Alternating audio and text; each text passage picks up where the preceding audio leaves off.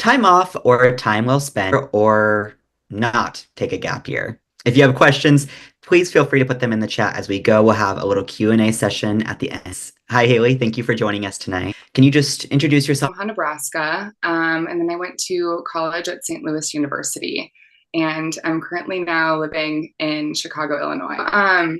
I am here for what I studied in college, as well as I did some modeling throughout high school, and I continue to do that as well. So that's what brought me back. Yeah, that's great. And so let's just start off by dispelling some myths. Because I'm in a gap year. Like, what was your gap year like? I would define a gap year, and there's so many reasons that people take gap year, I think. I think it could be a time to take off, whether you want to go straight to work or if you're not sure what you want to study in college yet. So I think there's lots of opportunities to. So I think spending some time to really reflect on what you're interested in can be very positive during that time. Yeah, we talk about it a lot on our live streams here, but transitioning from high school to college is one thing on paper, and then once you actually get to do it, it's a big thing. It's a big chapter of your life. Yes, Yeah. absolutely. And so what specifically made you want to decide to take a gap year? And what kind of things did you do during that year? Did you travel, work, volunteer?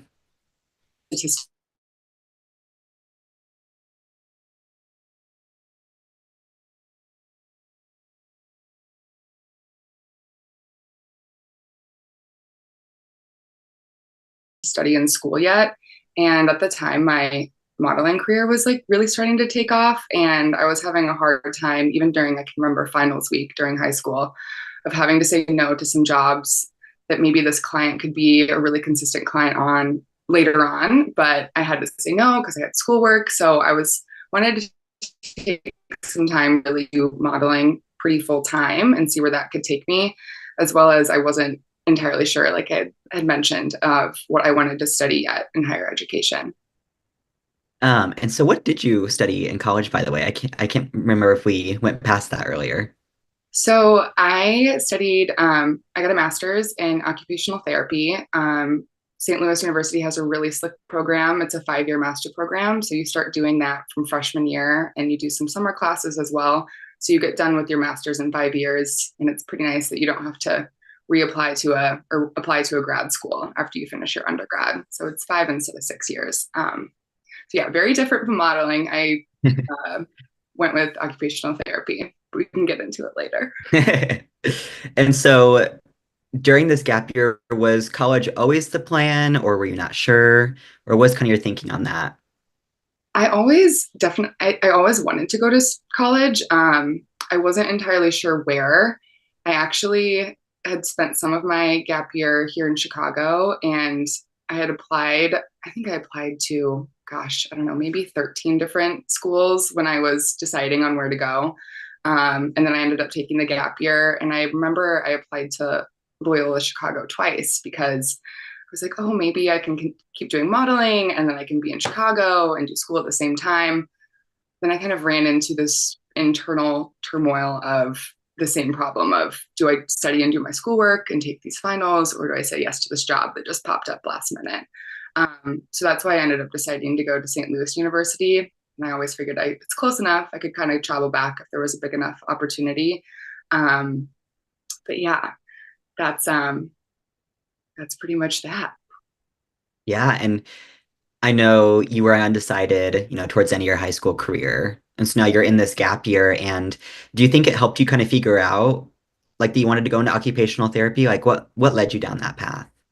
So during high school, my parents were, I mean, they're very big on volunteering and spending your time giving back to others. I remember volunteering at UNMC. They have a summer program called Monroe Meyer, where it's kind of a summer camp from kids anywhere, I think from 0 to 18, with a range of abilities. So I did that pretty much consistently every summer during high school. And then I also tried to seek out some of those opportunities during my time off, which I did end up volunteering a few times at Shirley Ryan and got to do a very similar sort of summer camp with some younger kiddos with special needs.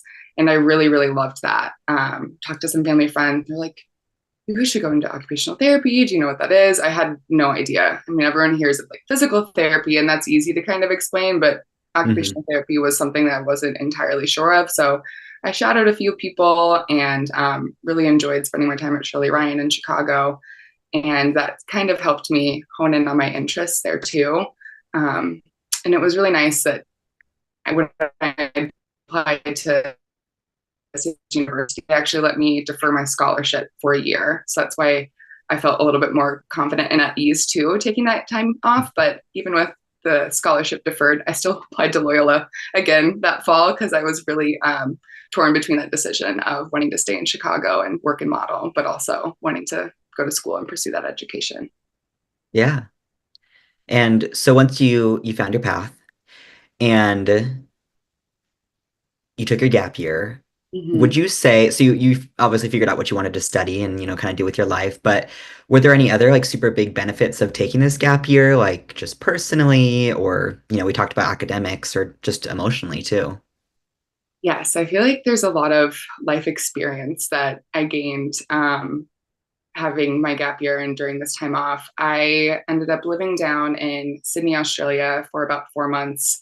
I think I left probably a week after all my friends kind of moved to their prospective college campuses. So then I went down and I lived in Sydney and worked with a modeling agency down there for about 4 months.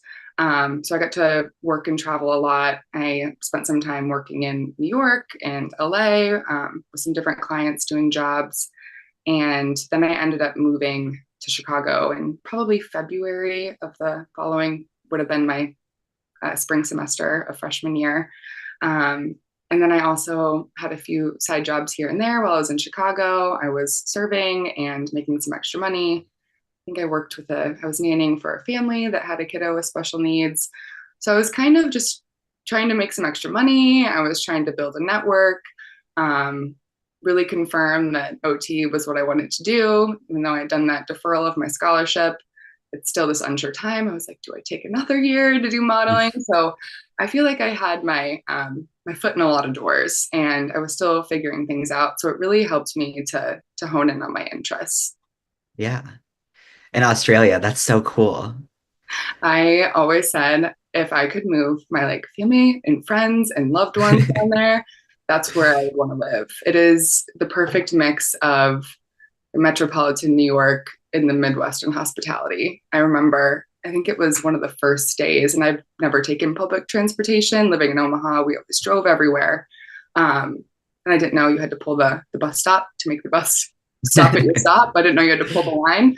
And it was really nice. I got out and I was looking at my map, and everyone was so sweet. Where did you need to go? Where do you need to be? So it's just a wonderful city. I loved the people there and their lifestyle. It was very balanced. That's cool. That's so cool. I'd love to visit someday. I've never been. It's a trek to get down there. It's a solid few flights to get down there, but it's worth it. Yeah. And so, is there anything that you maybe would have done differently, now that you are past that, you did your master's? Were there any challenges or drawbacks or anything like that? I used to think of myself as a very type A person, and that doesn't really mesh well with the modeling lifestyle just because there will be a last minute job. Can you do this runway thing tonight? Or tomorrow, are you able to be here for this 8 a.m. job? And I was a very much so plan by the hour, know exactly what my week is going to look like. And so that was in for a very rude awakening when I decided to do modeling for an entire year. So I feel like I learned to say yes more often and to just learn to go with the flow because you never know who you're going to meet. So I feel like looking back, I wish I would have just tried to put the stress in the back door and say yes more often. That would be my advice to myself back then. Um, and then, yeah, I'm trying to think of anything else. But yeah, I think saying yes more often would be the big thing. Yeah, I think that's great advice. We tell that to people a lot in some of our other past live streams too, is just you never know what life has in store for you. So Exactly. You never let know the who one take you're you. going to meet. If you're going to a coffee shop, meeting up with a friend, there might be Mhm. someone in line that has a mutual connection. So I think just taking advantage of all opportunities that are put across your table would be the best thing. Yeah. We talked about already some of your traveling, but did taking a gap year make you want to study abroad at all? 100%. I couldn't get enough of it. I think I stayed here in Chicago continuing to work, and I worked out of Chicago too. So I kind of flew back and forth from here to New York and LA and was kind of working all over. But I was here, I think the day before I had to go move in. My mom was like, "You need to come home. You need to come pack your things. We're leaving tomorrow to go drive to St. Louis." I'm like, I just have one more thing to do. I'll be there. I'll be on time. But definitely gave me the travel bug. And then St. Louis has and there's so many schools have wonderful study abroad programs, but St. Louis makes it really slick. They have a sister campus in Madrid, so it made it very easy just to transfer courses and classes. And then I actually, after my year abroad, I came home, I think, for 2 weeks and then went back and worked with an agency in Athens, Greece for the summer. So I think I spent more of that year in Europe than I did in the States, which I wish I could do more often. Definitely very jealous. That's amazing. Yeah, I got the chance to study abroad in London, and that was probably one of the best experiences I had. Just meeting people from other countries. It was Yes. great. And you're just kind of, I mean, every state, every city has their own different type of lifestyle, but Mhm. it's even more of a stark difference once you kind of get overseas. I feel like it gives you more of an appreciation, a different outlook too on maybe your priorities or what your Mhm. interests are too, just spending time enjoying life a little bit more. Yeah. And so just to get us a little bit back on track, because I know sometimes gap years can be a bit taboo, like in like American society, especially. And so what advice would you just give to someone who's considering a gap year, feeling unsure or scared to kind of break from, the normal path? I think it's really important to just take some time to get clear on your why. Why do you want to take a gap year, or why are you even considering it? Is it a time that you want to recharge? Are you wanting to make some more money? Are you wanting to maybe do an internship to figure out what your interests are so that you can decide what you want to study in college? So I think just getting clear on your why and then finding peace and knowing it's not necessarily off track, it's just a different track. College will always be there. And it definitely was tough knowing that my friends were all going to school that fall and seeing them, doing their sorority or fraternity events and kind of making their friend groups. But you're going to make friends wherever you go. If you say yes to a lot of things, just definitely go out and be yourself. But knowing that college is always going to be there and this may be a good time in your life to just take a step back and really figure out what you want to do. Yeah. I loved your analogy. It's not the wrong path, it's just a different path, Yeah. which I think is great. And that's I remember it was kind of tricky. Going and explaining to people at high school graduation, oh, what college are you going to? And Mhm. so almost knowing, being clear on my why a little bit made it easier to explain to myself and to others too, and being a little bit more confident in and maybe some of the reactions were like, "Oh, you're not going to school right away." And I'm like, "No, but I'm going to do this and this, or this is what my Mhm. plan is." It doesn't have to be a totally solid plan. I think just knowing why you maybe want to take that time off is good. Yeah.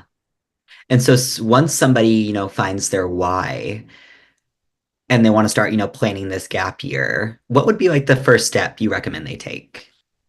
I think um, deciding, is it going to, are you going to be traveling? Definitely. I mean, it'd be awesome if we didn't have to think about finances, but that's definitely a factor.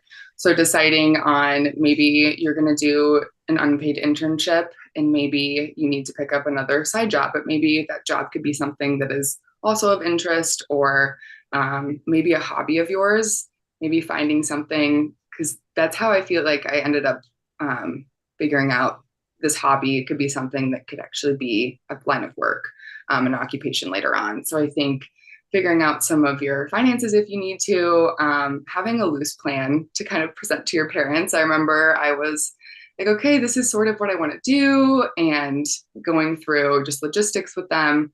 I know that as well after I did a final project, I think on my gap year in my high school final year, and there's so many volunteer programs, there's so many study abroad programs, so many gap year opportunities, there's grants out there. So I think just doing a little web search too of seeing what's available, to, that might help you too kind of get more of a set plan on what might be some first steps to take. But I think having an idea of your why, if there's any place you want to travel to, think of that. I think if you find a place you want to travel to too, you can figure out your why and do it there as well. I think figuring out just how you can explore your interests even broader, and I feel like step out of your comfort zone. Go travel, go meet some people, and don't worry, everything works out how it's supposed to. So go with the flow, even if you're a very type A person like me, it'll be okay. That's great. I tell myself all that time, like, you know what? It's gonna work out. Why not? Let's You'll be do it. fine. Yes. Yeah. Great. Well, thank you, Haley. That's actually all of my questions. So I think we're going to turn now to our viewers. And again, if you have a question, please feel free to put it in the chat. But let me go ahead and start with. Okay. Did you learn anything different about yourself during your gap year that you weren't expecting? I feel like I learned to be a little bit more confident in my own decisions. I feel like just the classic route of you go to school and you go to high school and then you go to college and you're kind of automatically just put on this track, especially in the United States. Gap years aren't super common, so I feel like I gained a lot of confidence in my people talking skills, my networking skills, my decision making. So I feel like going out on this time alone and traveling alone and living alone and moving to a new place where I didn't know anyone. Yes, it was scary, but you have to rise to the occasion, and so you gain all these new life skills that you may not otherwise kind of, not that it's going through the motions to go straight to college, but I feel like it takes a time where you can really gain some other life skills that you may not otherwise, just going straight into school. Yeah, that's great. And I have another one here for you real quick. Yes. And we touched on this just a little bit, but I'm curious about your experience too. Um, did you feel behind at all when you started college, knowing that, some of the other students your age were now sophomores?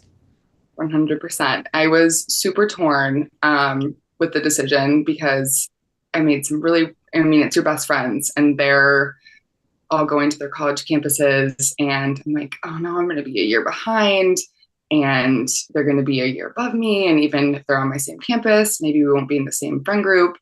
And I'm sure you've heard this a million times. College is so different than high school.